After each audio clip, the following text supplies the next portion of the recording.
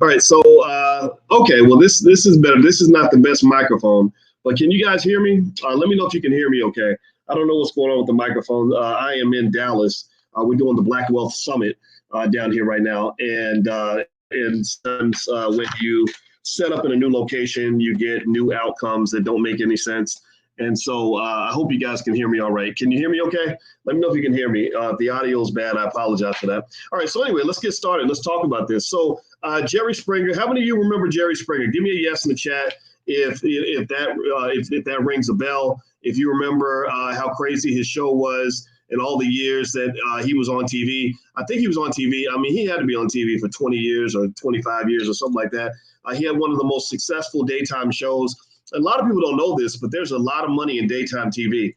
In fact, I don't know if this is still true or not. I don't know if this is still true, but at one point, Judge Judy, it was the highest paid person in all of entertainment. Did y'all know that? Like Judge Judy, those stupid judge shows. And I think that's why you see guys like Byron Allen, they go and they acquire these media platforms where all they'll do is a show, these shows with judges or it might, I think he has channels like pets.tv, cars.tv, right? And the reason he does that, which, honestly creates entertainment that's not exactly entertaining, is because it's a good fit for advertisers, right? Media, they make their money through advertisement.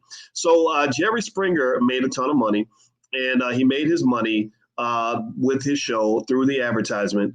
And there's a video out now, mind you. Maybe this video is a deep fake. It could be. I don't think it's a deep fake. Somebody says it wasn't real. I'm going to show you the video, and then maybe you guys can let me know if you think it's real, because it looks like Jerry Springer on the screen. It looks like he's giving his last will and testament, and he's basically explaining why he's leaving all of his money to his black children. Now, in case you don't know the background, at least according to what I saw, Jerry Springer's, he had an extramarital affair, and apparently he had some kids outside the marriage. Now, somebody's saying it's not real. Now, if it's not real, then I apologize, man, because it looks super real to me. I'm just going to put him on the screen and just play it. Because I feel like it's something just worth looking at. I'd be stunned if it's not real. But anyway, let me pull this up. Let me go ahead and share my screen. Wow, if this is not real, then I'm absolutely stunned. So let me see if I can share the audio. Here we go. All right, so I'm going to play this. Give me a yes if you can hear this video. This guy on the screen. Now, you're on Instagram. You won't be able to see it, but you'll hear it. I'll just play it out loud. And let me know if you can hear this okay. Well, girls, I thought I'd know what to say by now, but the truth is, I don't. If I know anything, I know you two have been fighting, probably moments before you hit play, but seriously, girls, if you're watching this, then I know that I've been the cause of more than a few fights recently. Megan, look at me, sweetie. Jordan, Megan, I know I wasn't the best father, not even the best example of a man for the two of you, and there's nothing I can do now to change that. I know that. But I do want to try to make right what I can. John and Misha, I know you don't know me, but I hope by the end of this, you'll know why I did what I did and why I've done what I've done. Where do I even begin? Well, first off, I know you've been wondering why your mother has been left out of all this. The reality is, this is what she wanted. And I don't know what all she shared with you, but I hope you're open to hearing me. And believing me when I say she chose this. Well, really, I put her in an awful position, and she did the same to me. Shortly after you were born, Jordan, I met and fell in love with another woman. And I had a child with her a year later. This was obviously very painful for your mother. It was painful for me. I found myself feeling things I'd never felt for someone I would have never imagined. It was confusing and complicated. And I shared all this with your mother. She tried to forgive me, but she just couldn't do it. More than forgiving me, Joan couldn't bear the shame of divorce or outside children. So she forbade me from seeing that woman and our child again. And I did what she told me for as long as I could. But no matter how hard I tried, I could not stay away from Melinda. John, Misha, I am so... There's nothing... I loved your... John, Misha, I did a terrible, terrible thing. For terrible reasons. I let fear and ignorance and quite honestly hatred keep me away from you and your beautiful wonderful mother. And I've spent the last 26 years in complete and total shame, and it is still a drop in the bucket of the immeasurable amount of pain I have caused each of you. My wife learned of your arrival, Misha, and demanded that I cut you off completely. I tried to reason with her, but she threatened to expose my infidelity and my illegitimate children. And I was such a coward. I'm a coward even now for making the effort to meet you. I'm ashamed of myself. I didn't know how to stand to my truth and stand up to my wife. I did, however, manage to stand up for you, John and Misha, while Joan kept me away from you with the threat of exposure. Okay, so what I'm going to do is I'm going to stop this right there, actually. And let me tell you why I'm going to stop it. I'm going to stop it because you are right. This was a skit. I'm absolutely stunned by this, to be honest with you. I'm surprised it looks authentic. I guess I got deep faked. I have to confess to that. Holy crap, that's so crazy. First of all, I apologize for that. I think this is the first time that's ever happened. I saw it in a few different sources, and as you guys kept saying that it was a play, I looked it up, and I looked up on Snopes, and they said that it's absolutely not true, that he did not have 2 secret black children and leave his money to those kids. So, okay, so let's divert that conversation. Let me go ahead and just be the first one to lay down on that sword and say, I'm sorry for stating something that simply was not true. I saw it, somebody sent it to me. I saw it in a few other places, so I thought it would be worth discussing. So my apologies. I hope you can accept my apology for that. Now, with that being said, I think that there are things to talk about here. So this takes me into other directions then. First off, it really kind of floors me in terms of how good this deepfake technology is. If you haven't been keeping up with AI, AI is just kind of taking over everything. I assume you've been watching this. There are literally hundreds, maybe thousands of AI tools out there. I encourage you to get familiar with them. I encourage you to study AI, find out what's going on, because it's really getting crazy. And also, in fact, best way to benefit from AI is to invest in AI. Now, on my website, boycewatkins.com, I have a list of AI stocks that you can go take a look at. Feel free to take a look at that list. It's free. It's on my website, boycewatkins.com.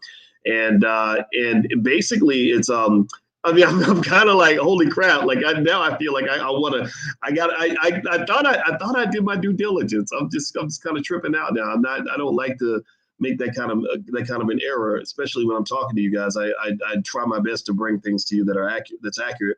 But now, so the next topic that comes to mind though is inheritance. I know that a lot of our people don't like to talk about death. You saw that. You have celebrities like Prince that have died without a will. And I can just tell you that if you haven't done something with your estate plan yet and you have kids, you're really taking a big risk. You're really making a huge mistake. You're at risk of being one of those people that people speak negatively about after you're gone. One of the things about an inheritance is that an inheritance allows your children to not have to start the wealth race from behind. They start with privilege that you give them, as opposed to them having to start with nothing. And one of the things that makes me saddest is how many abandoned children we have out here that either didn't have anything left to them by their parents, or maybe their parents just weren't even there. A lot of us have been convinced that some fathers have been convinced that their role is not important. Some mothers have been convinced that their children don't need a father. And I think all of that's false and untrue, and it's traumatic. I know that if I were to lose my mother, I'd be very traumatized by that, or my father. And so the idea that you just don't need a dad is unbelievable to me.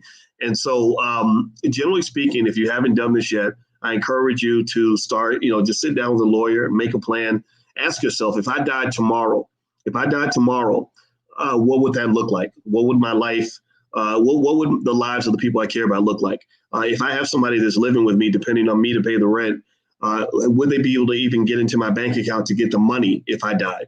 Right. So you have to think about things like that, because you see too many examples of people dying without a will, without any sort of estate plan.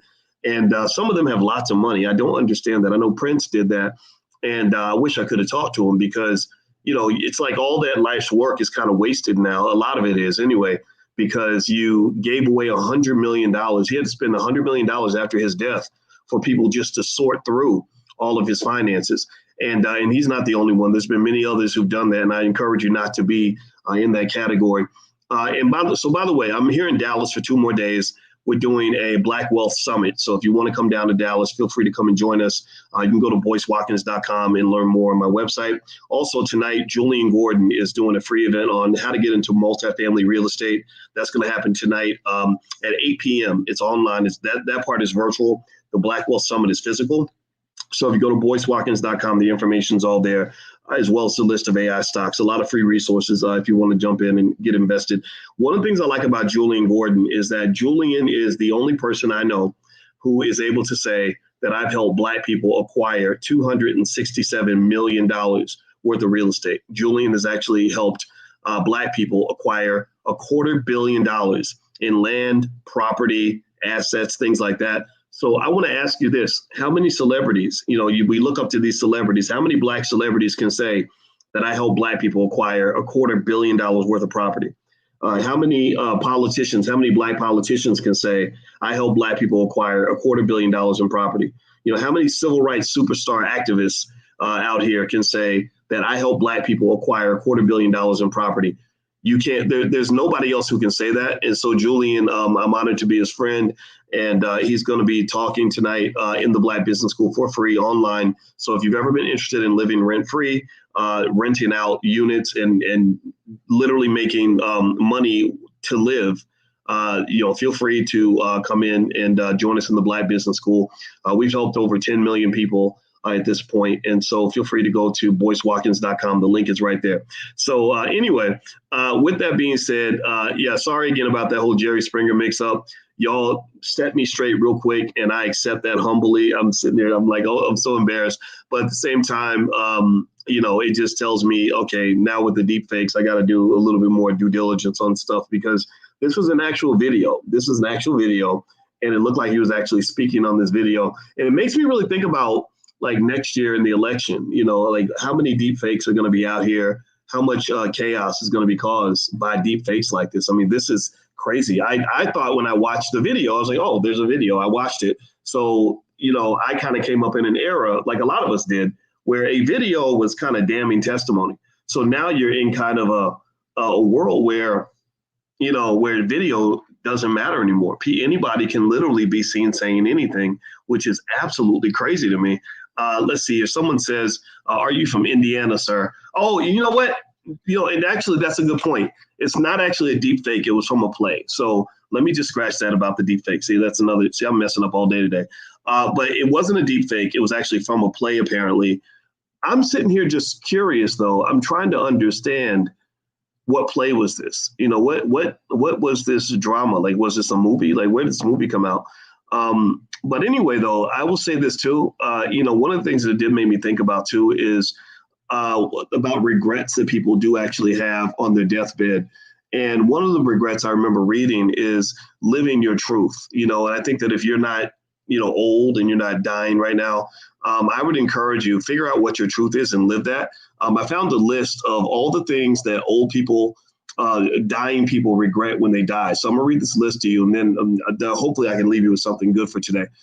Number one, the biggest regrets that people have on their deathbed is, one, not pursuing their dreams. Many people regret not taking risks or pursuing their passions due to fear, societal pressure, or a focus on being practical.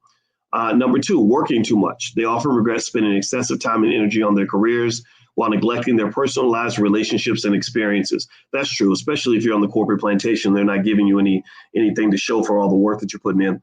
Number three, not expressing emotions. Some people wish they'd been more open about their feelings.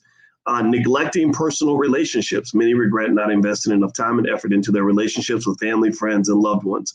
Not taking care of their health. Number five, neglecting one's health can lead to regrets later in life. People often wish they had prioritized exercise, eating healthy, and regular medical checkups. Number six, not taking enough risks. Number seven, holding grudges and not forgiving. Forgiveness is a superpower. I encourage you to embrace it. For example, I hope you can forgive me for the mistake I made on this Jerry Springer video. So I apologize for that. Let me see here. Number eight, not pursuing personal happiness. They said some individuals realize too late that they spent their lives trying to please others or conforming to societal expectations rather than prioritizing their own happiness and fulfillment. Number 9, not spending enough time with loved ones. Number 10 is not appreciating the present moment. Many individuals wish they had been more present and mindful, savoring the small moments and finding joy in everyday experiences. So there we go. So let's end. Somebody says, where is you in Dallas? Yes, I am in Dallas right now. So if you want to come to Dallas, just go to boycewatkins.com. You can find the information there. I'm going to go get ready for the Black Wealth Summit. We're going to do 2 days in a training camp, networking event, summit just for Black wealth builders. Anybody that wants to break generational curses, wants to build wealth, particularly with family, we're really good with that, or just wants to understand acquiring real estate or whatever it is your next move is, generating extra income. We've already done that in our Prime program. We talk a lot about selling stock options, things like that, which have actually increased a lot of your incomes just from participating in that. So feel free to go to boycewatkins.com. There's free stuff there. If you want to come to Dallas and meet me in person and hang out with the other 100 and something people that are here, feel free to join us. All right. So thank you, Patricia. Patricia says I'm forgiven. So if Patricia can forgive me, then I must be okay. All right, guys. So take care. And next time I come back, I will double down on it because I'm kind of mad that this wasn't accurate. It's like, I thought it was actually kind of cool, this idea of a guy really owning up to what he did, because how many Black children were created by white men who were sneaking off and going after that chocolate. And in many cases, I think that what's so sad about it is that there are real stories. I know real stories of real people who've done that kind of thing, and they've basically ended up traumatizing kids. Like there's nothing worse than to be like the child that nobody acknowledges. Like that's just some bullshit. And I think people that do that to kids, shame on you, bringing your adult nonsense into the feelings of a child. Children are innocent. Children don't know. They don't know that my daddy was a pimp and my mama was a hooker or what. Like they don't know these things, right? They're just sweet kids, and I think it's kind of crazy to me. It bothers me when people are like, well, that's his legitimate family and that's his illegitimate. So it's to hell with you. Fuck you. Like you're the one, excuse my French, but you're the one who's illegitimate. When you're carrying that kind of energy toward a child, you are an abuser of children, which makes you about as illegitimate as they come, which makes you about as evil as they come. You should be ashamed of yourself. And anybody who thinks that way, I encourage you, like sit back and ask yourself, what is causing you to be so threatened by whatever you got going on that you get upset because some innocent child is simply looking for love. So I admit that's a soft spot for me. And maybe it's because I was one of those unwanted children. I didn't do nothing wrong. I didn't know my daddy was going to just disappear before I was born. I was just here, and I had a father who took me in, but I know that not everybody in his family took me in, and they were looking at me like I was different. And I'm like, I'm not different. I'm just here. I'm thinking I'm playing with my cousins and my relatives. And I didn't realize till I got older that I was separated and treated differently. And I just think that you got to really think about that and what you're doing to those children. I think is wrong. So I have a heart. So anybody else, anybody else who's a lost child or one of those so-called illegitimate kids, my heart goes out to you, and you are worthy of love. And I'm sorry for anything that anybody's ever done to you to make you feel any differently. So that's my 2 cents. That's my thought for today.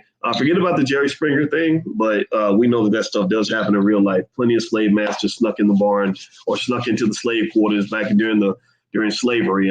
That's how I got my name Boyce, was from my slave masters, or I'm sorry, my great grandfather's slave master named him Boyce.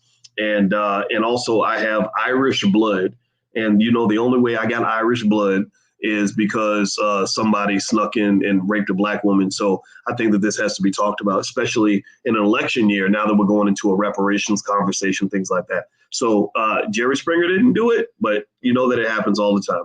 But then again, Black women are irresistible. So I don't blame white men for being attracted to Black women, because there's nothing more beautiful than a Black woman. All right, guys. Well, have a great day. God bless you. Thank you so much for listening. And forgive me for probably one of the most awkward conversations I've ever had. But you know what? What the hell? I'll be back later. So take care. Hit the thumbs up button. Subscribe. Also, my podcast is on Spotify. So if you look up Boyce Watkins on Spotify, you can find me on there too. So please feel free to follow there also. And if you want to join us in Dallas, I'll be here for 2 days for the Black Wealth Summit. Just go to boycewatkins.com. And also tonight at 8 p.m. online, Julian Gordon is going to rock it out in the Black Business School on multifamily property. That's totally free. All that's on my website. Just go to boycewatkins.com. I'll see you guys soon. Take care. Have a great day. Peace.